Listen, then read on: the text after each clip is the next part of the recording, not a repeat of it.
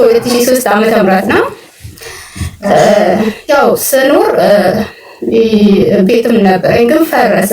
ከፈረሰ 6 ወር ነው ይሆናል። የኔ ብቻ ሳይሆን ሙሉ አካባቢው ማለት ነው። ያንን ሳደርግም ያኔ ሰው ነው ያደረገልኝ፣ ቤተሰብ ሳይሆን ቤተሰብ ያው ያሳደጉኝ እናትና አባቴ ያሉ ማለት ስለሆንኩ ሰው ነበር ያንን የረዳኝ። ግን ወደዛ አልፈልግም ስሜታዊ ስለምሆን እና ፈረሰ። እሱ ያው ሙሉ አካባቢ ቀበሌው የፈረሰው በርግጥ በሱ እንዴት እኔም ወደኩኝ። እዚህ እግሬን ተሰበረና ማለት ስብራት ሳይሆን ጥፋት ነው ነው። ያው ሐኪም ቤትም ሄድኩኝ ተሻለኝ፣ እግዚአብሔር ይመስገን ባጠር ሳረጋው ማለት ነው። አሁን ላይ ደግሞ እንደወደኩት አልቀርም። ብዙ ነገር አሰብኩ፣ መሞትን ማሰብኩ። ያን ቦታ እውነት ስገዛ ማለት ነው ወልጄ ወይም ከብሬ ልኖርበት ሳይሆን ሰርቼ ድሆች እረዳበታለሁ ብዬ ነበረ።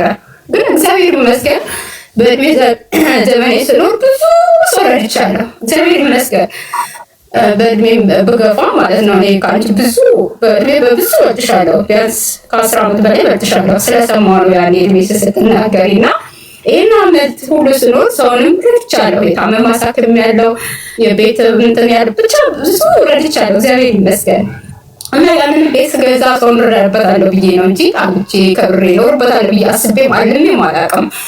ግን አልሆነም፣ ያው ወደመ። በዛው ቤት የተነሳም ብዙ ገንዘብ አጣም። በ2013 ዓመተ ምህረት ገባው። እኔ እገወጥ ነበርኩ።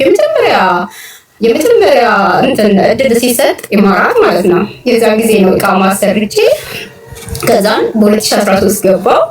በቃ እንዳልነበረ ነው ያገኘው። ይሁን እሱም እግዚአብሔር ይመስገን ብዬ ወደ ውስጥ ያው ሰው ጋር ያረፉ ጎረቤት ማለት ነው። እና የቤተሰብ ቤት አለ ግን ሰው ያንተን ቤቱ ሰው አለበት። ግን ከዛው ፊት ለፊት የጓደኛዬ እናት ቤት ነበር ያረፍኩት። በእውነት ሲል በቃ እንዳልነበረ ነው ያገኘሁት። ይሁን ብዬ እሱንም በውስጤ ተቀብዬ ሰው ላይ ያረፍኩት።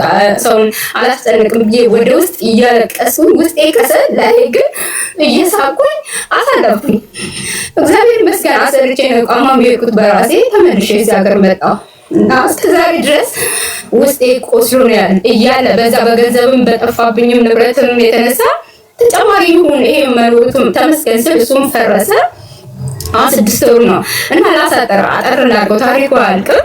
አሁን እንድትረጂ የምፈልገው ነገሮች አታፈጥኑ። አንቺ ነፃነት እንዲሰማሽ የስሜትሽን አውጪሽ፣ ችግር የለውም አትሳቀቂለኛ፣ አይዞሽ መሳይ ውዴ በሱ መከራ ስለነበረ ብዙ ህይወቴን ለማጥፋት አስቤ ነበር። ግን ለምን እመጣለሁ? ቆይስ ጉልበቴን አፈር ከሚበላው ሰርቼ ሰው ረድቼ እንኳን ልለፍ የሚል አላማ ይዤ ኖርኩኝ እስከዛሬ ማለት ነው። እና አሁን ላይ ደግሞ ማለት ነው ለምን እላለሁ ደግሞ የእግዚአብሔር ሀሳብ በውስጤ ይመጣል። እንዴ ዛሬ ወርቅ ነገ መነሳት አለ። እስቲ የሚያግዘኝን ሰው አንቺ ነው በቃ የመረጥኩ ከዚህ ሚዲያ ላይ። እኔ ብዙ ሚዲያ አልከታተልም፣ ግን ያው ጭንቅላት ህመም ስላለብኝ ራስ ምታት ስላለብኝ እስቲ አቡን ጠይቄያለሁ። እስቲ ሰርቼ እንደው አንድ ክፍል ቤት እንኳን ብገዛ ብታጋዛኝ እስቲ ብዬ ነው አንቺ ጋር የመጣው። ትልቁ ዓላማዬ ማለት ነው እሰራለሁ፣ እለፋለሁ። በስራ ላይ እውነት ለመናገር በጣም የምሰራው ምን ችግር የለብኝም በስራ ግን የወደድኩትን መነሳት ፈልጋለሁ። እስቲ እሷ ጋር እንኳን ሄጄ ብታግዘኝ እላለሁ። ለምን ማንን ልመን? ይሄን አድርጉልኝ ብል ድጋሜ መበላት ይሆናል፣ ገንዘቤ ይባክናል።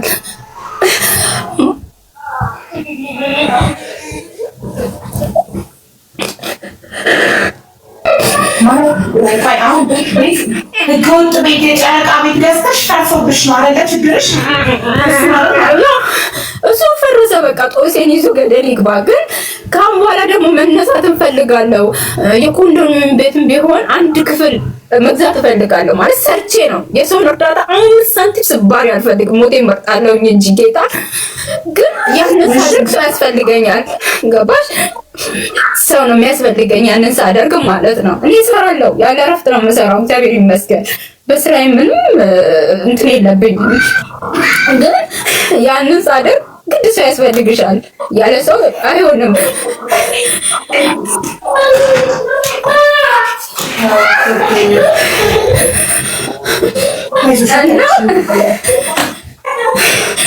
እና በቃ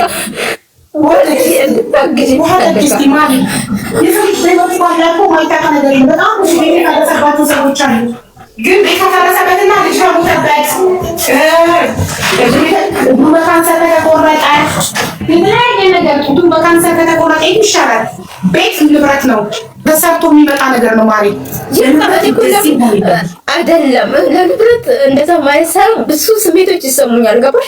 አሁን እንደዚህ ሰው ቢኖር እኔ እዚህ ጋር ማለት እኔ እዚህ ጋር ስሰራ እዛ ጋር የሚያደርግ ሰው እኮ ቢኖር ችግር የለውም። ያ ነው ችግሬ። አሁንም ስሩ ብል ገባሽ? መባከን ነው በቃ ለሰው ነው በቃ ሰው የኔን ማለት እንደዚህ አበበች ይወድት መጀመሪያ ማጠጭ ከረጋዲና ከዛ ቤቱ የፈረሰው ህገወጥ ስለሆነ ነው አይደል?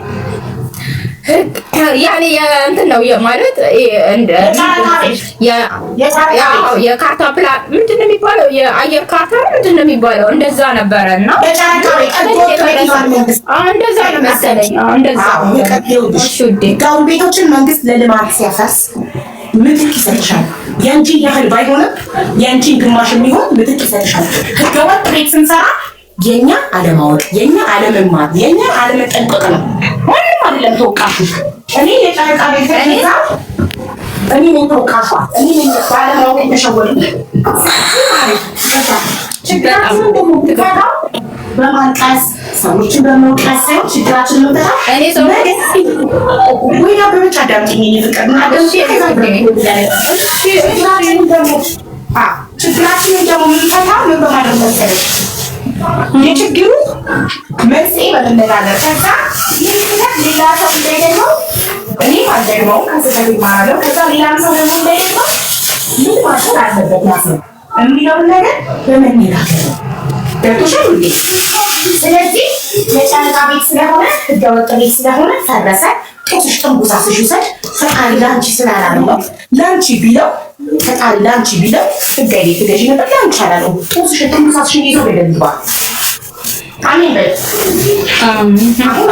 አሁን አንቺ ወጣት ነሽ፣ ጤነኛ ነሽ፣ ሁለታለሽ ሰርተሽ ቤት ገዣለሽ። አንቺ አዎ ሰርቼ ነው የምፈልገው ዛሬ ፈልግ ይልሻል።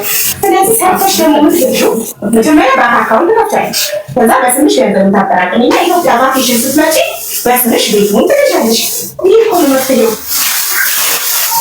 ገባሽ? ይሄድ መፍትሄው ይሄ ነው እኮ ከማንም ሰው ይኸውልሽ የሰው ልጅ እኔ አሁን በቅርቡ እዚህ ቤት ራሴ እንዳያደረግና ቱፋን ተቆርጣ እስከያውና ህይወት እንዲቀዳለች ያለችና ትዳራ እንዲመራች ያለችና ታቃለች። ቤት ከመፍረስና ጡት ከመቆረጥ ይህ ሚሳል ማለት እሱ ነው። እኔ እኮ ውዴ እኔ አይደለም እኔ እኮ ሰው ነው አበበች ባጭሩ እንድትመልሽ የሚፈልገው ቤት ከመቆረጥና ቤት ከመፍረስ ነው እንጂ የሚሻለው ይፍረስ።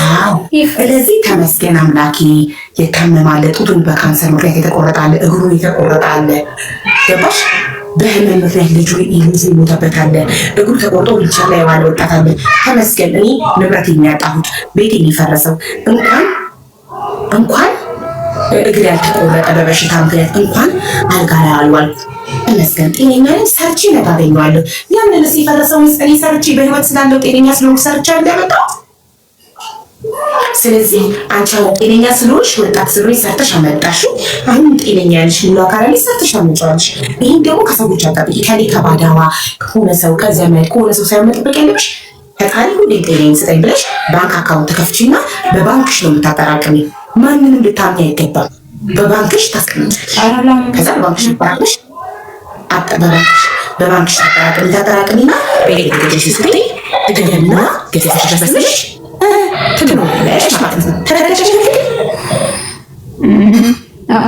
ይሄ ነው ቀላል መፍትሄ።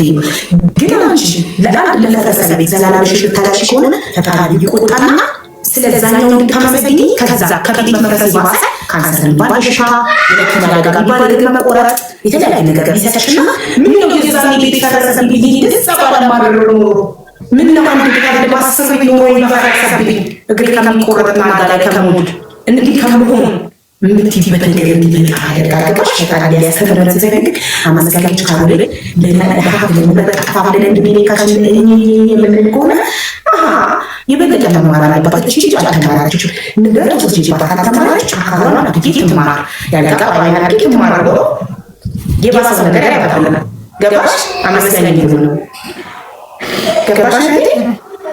በህይወት ካለ በህይወት ካለ ሁሌ ምንም ነገር ተተተን እንተኳዋለን።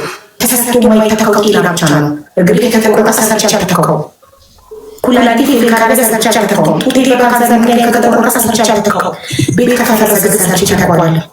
መኪና አደጋ ደርሶ መኪናው ተገልጦ ከተነዳ ግን እኔ በህይወት ካልጎደለ እየሰራሁ መኪናውን መግዛት እችላለሁ። እኔ በህይወት ካለ ስለዚህ ዋናው አንቺ ነሽ።